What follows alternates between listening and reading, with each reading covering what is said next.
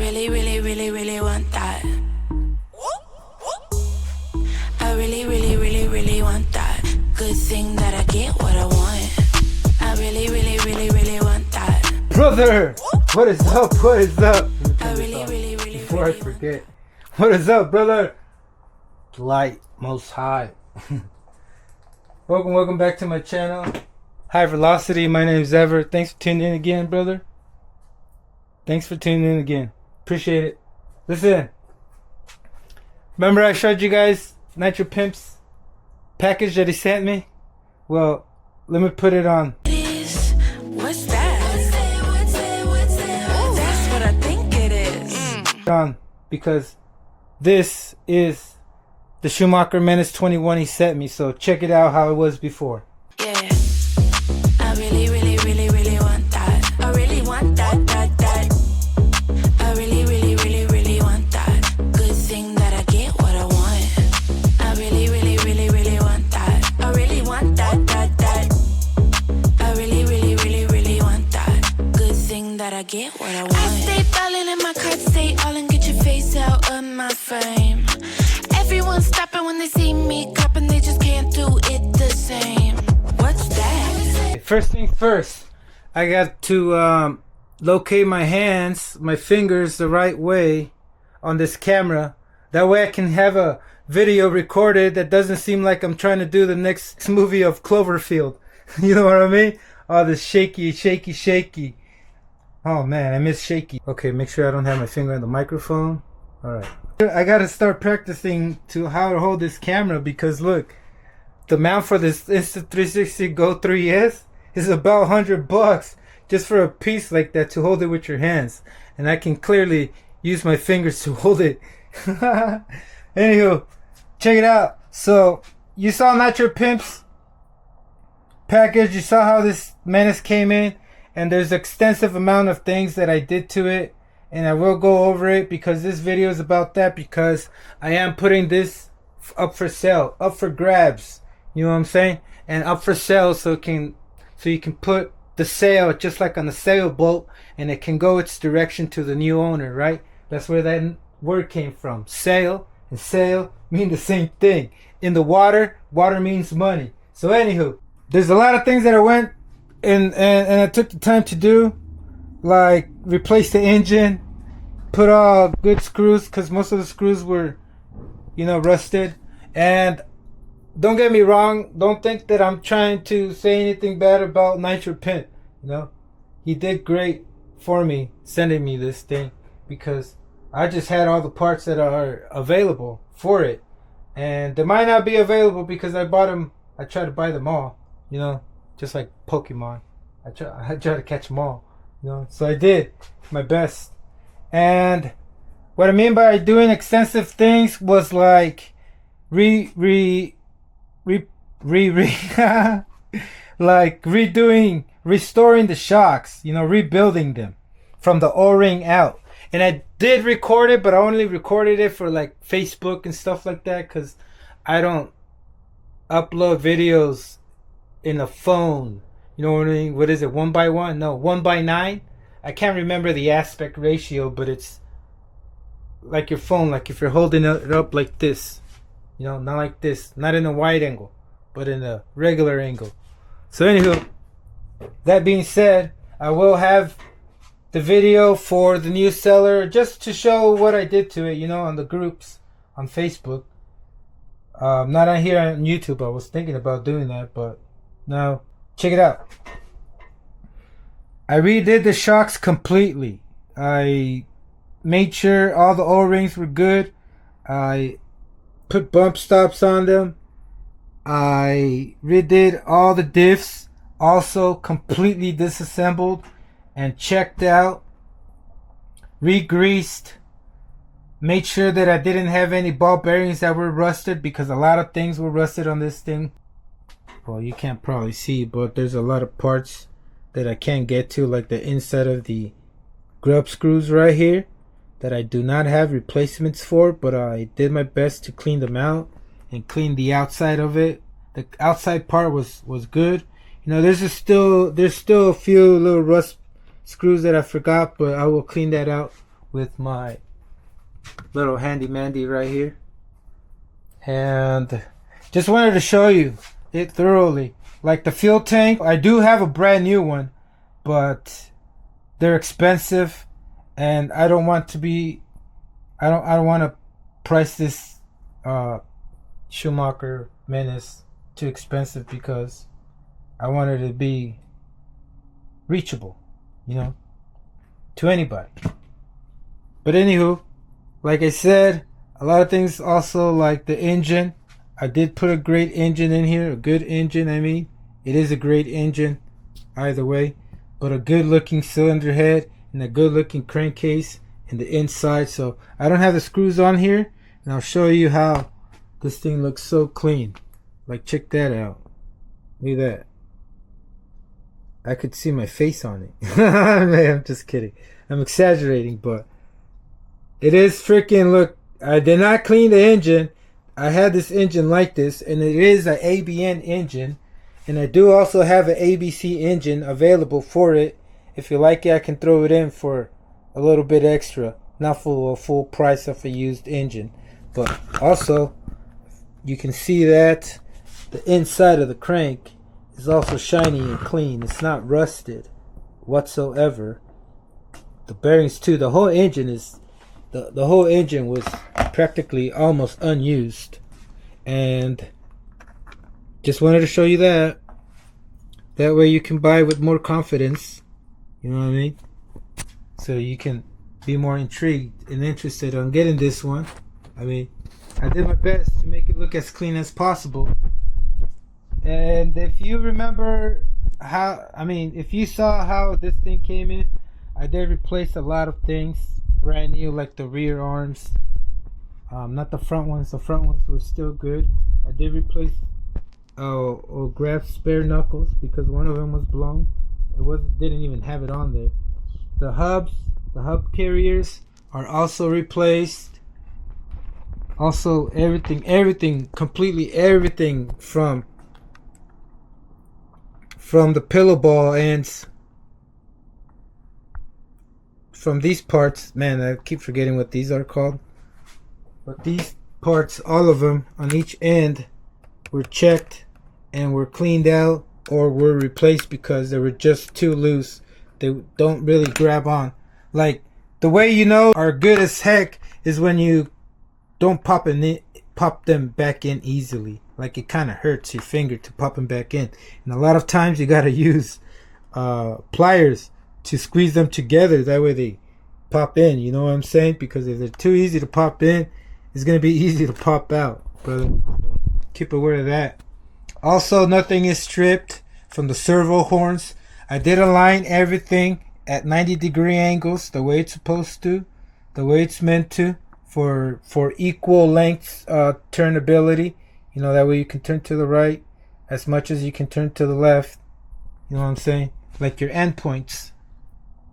This filter is temporarily just to have it there for now. I am going to start the engine in a bit as soon as I put everything back together. And I do not want to use this fuel tank. It's brand new. And like I said, I won't put the original one because it's just going to be too expensive, brother. I'm going to have to add another 100 on it. You know what I mean? To be honest. But this works as best, and it looks better than the other one. And actually, I think it's a little bit, it has a little bit more capacity. Not sure of that, but I am not going to use the fuel tank to use it. I do have the one on standby that I'm going to use just to start this thing and give it just a rundown with just one tank of fuel, just to make sure that the engine does not break down. You know what I mean? Like, for example, I'm doing what Toyota Certified does here, brother. I'm certifying this whole thing. You know, I'm making sure it's not going to be faulty. You're going to come back and tell me, hey, look, this thing came off. It just came off by its own. Like, this is not going to break down by itself. You know what I'm saying? So I got to make sure of that. Also, I got this big old deflector right here because it's necessary. Even though it looks kind of funky, it's very necessary, you know, to expose the fuel lines, you know. I mean, the fuel, the oil. Because look, a lot of times it's not a good idea to put one of these deflectors or big old hose, a cooling hose from a motorcycle or anything that fits there properly, and bring it all the way back like a monster truck, because that's just gonna throw off your engine tunings. You're gonna run lean all the time. You know what I'm saying? Your engine's not gonna be able to breathe. It's gonna be restricted. It's like if you're trying to breathe, like say we only had a nose to breathe in and out. It's like breathing in with 2 nostrils and breathing out with 1. And that is not good, brother. That is not good. Okay? So, I mean, you can do whatever you want with it, but I wouldn't recommend it, you know, if you want to really want to have your engine breathe properly, not overheat, you know, and give you the power it can deliver. You know what I'm saying? Another thing, the wheels. I am going to have some wheels available separately. I do have this stack of wheels right here, and I have the stagger ribs, or the V4s, right? The V4s, yellow, with, it's kind of dark over here in this corner. Darkness in the corner. Look, I got new stack of wheels, dished, whites, with the foams, because I'm not gonna sell this as pneumatics. No, senor. You know, you need the foams so they can function properly, brother. You know, but I would not recommend these to use on the road, brother. You would wear them out, just like I have all my wheels worn down. Like all these wheels that I had, they all came in like this, you know. Like the pin ones, they're all worn out because they used them on the pavement. Like the V4s right here, look at that. In the middle, you have no more pins, no more grip. So these V4s are recommended for dirt, you know, short gravel, light gravel, light loosely dirt. And the stagger ribs are the ones that I used to get top speed, which was 54 miles an hour on grass with my Schumacher Menace. But I wouldn't recommend going that fast on grass, brother, because you got so many elevations and so many jumps that the wheels are all over the place. They're not on ground, you know, and grip, you know. In certain occasions when you're hauling ass on grass, one of them can go airborne and then just spin too fast, and when it hits the ground, pa, it's gonna act like a brake, and that's gonna wear down your drive cups. And that's how I've broken drive shafts, you know, because of too much shit going on grass, brother. You know, when your wheels are not planted, they could get slanted. No, they could get fucked up. That's the right word. But yeah. What else can I say about this? Let me see. Everything is fully functional. Even the switch, even the oh yeah, I do have the battery on there. Even the switch, it's all ready to go.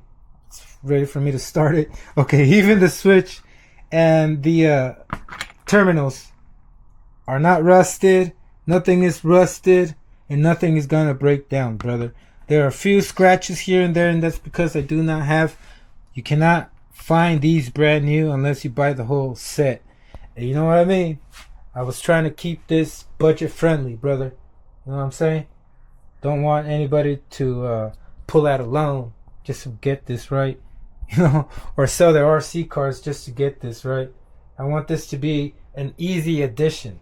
Some of you are buying out there $1,000 rigs and don't know how. I mean, I'm not trying to bash on anything, you know, but need to figure out how to tune, which, hey, I wish I was a rich baby born, and I wish that my first car was straight out of a Ferrari dealer, right? Brand new, untouched, without knowing how to drive.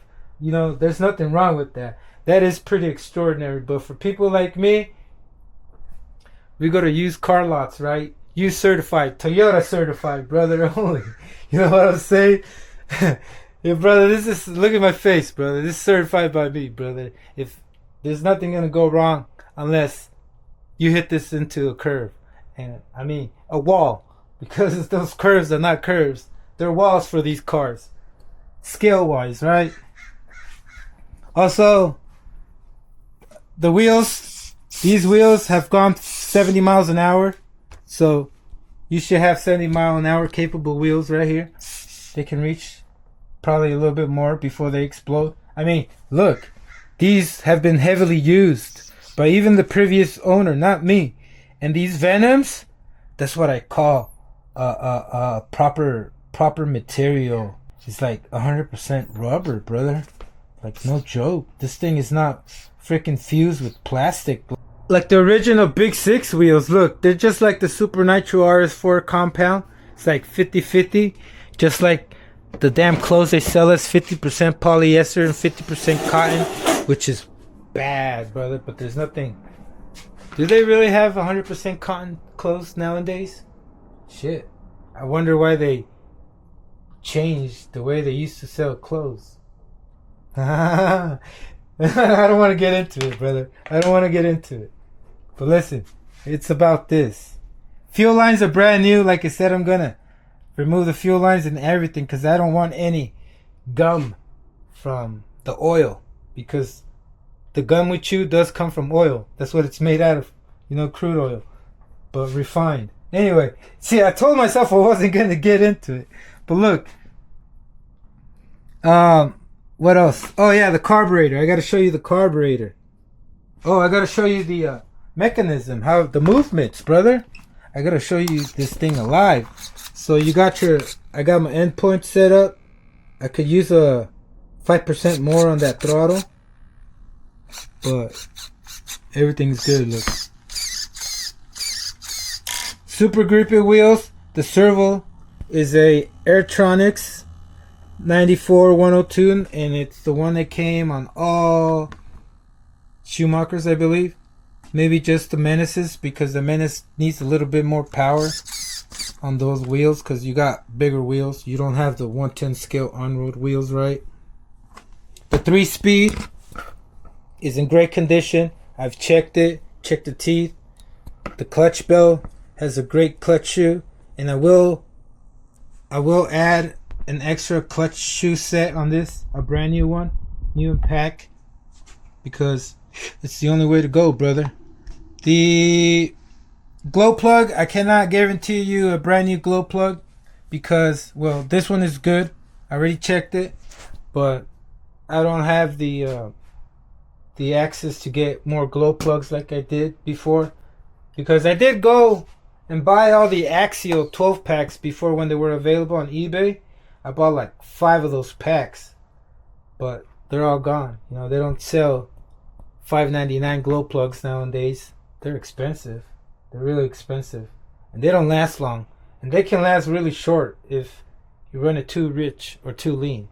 Mostly too rich. You know, you can buy the hydro locking, kind of like hydro locking.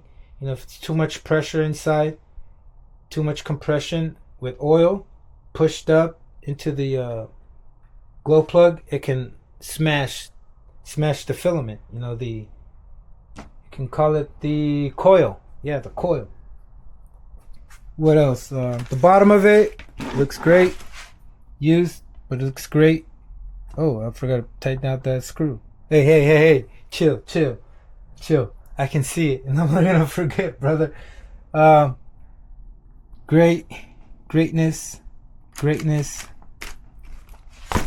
And the tension on this belt, let me show you where it's at. For those who know, it's barely in the beginning, and it's smooth, because look, you gotta know, Mark Gobalt, I don't know how to pronounce your last name. You're gonna have to excuse me, but you're over there in the UK, brother.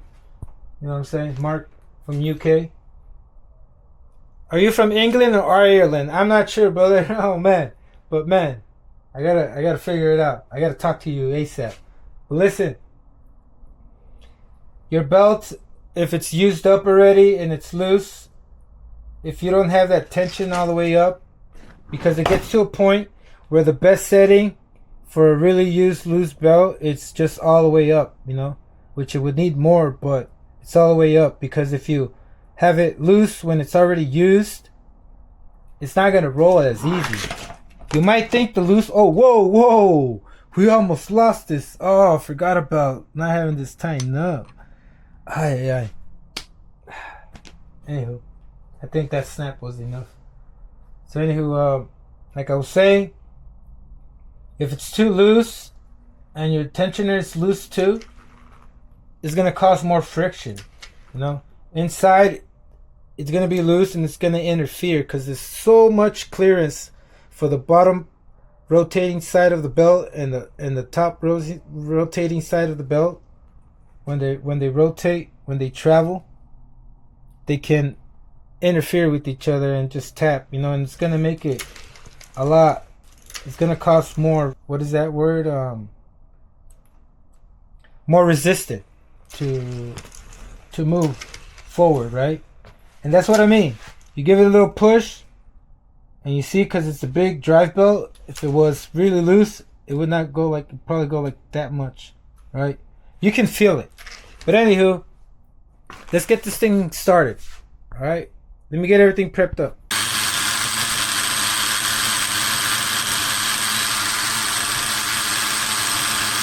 All right, brother. Keep rolling.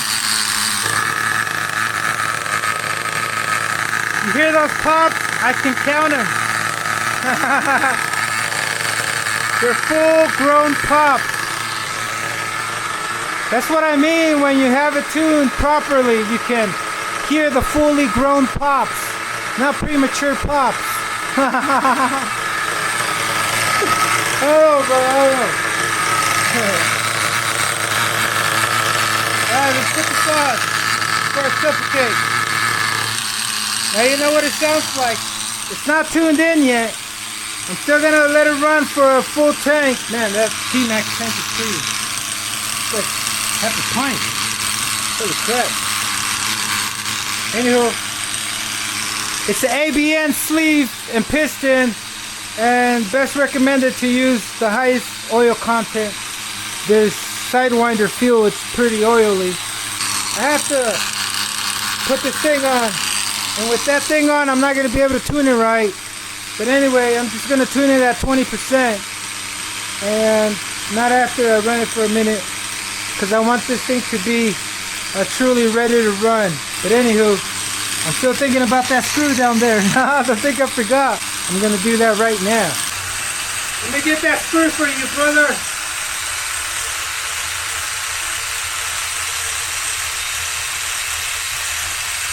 Oh, come on, hurry.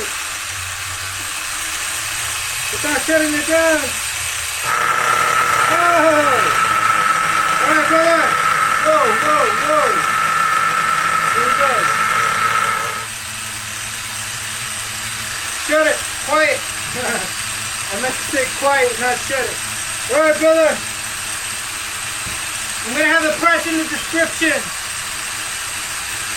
If you're interested, let me know. I have more videos on Facebook uploaded. I can send them to you personally with what I did exactly when the diffs and the shocks were disassembled completely. Look, let it sit. Going up and down. Alright, brother, that's it, brother. Have a great one. Have a wonderful day. Later. Brother. One more thing I forgot to add. Well, I couldn't add it until it was finished and done through the fuel tank. Listen. Look. I do not see any signs of oil, so we have no oil leaks. And we were running it super rich. So, that's it. That's all I wanted to show you. Alright. Later. Hit me up.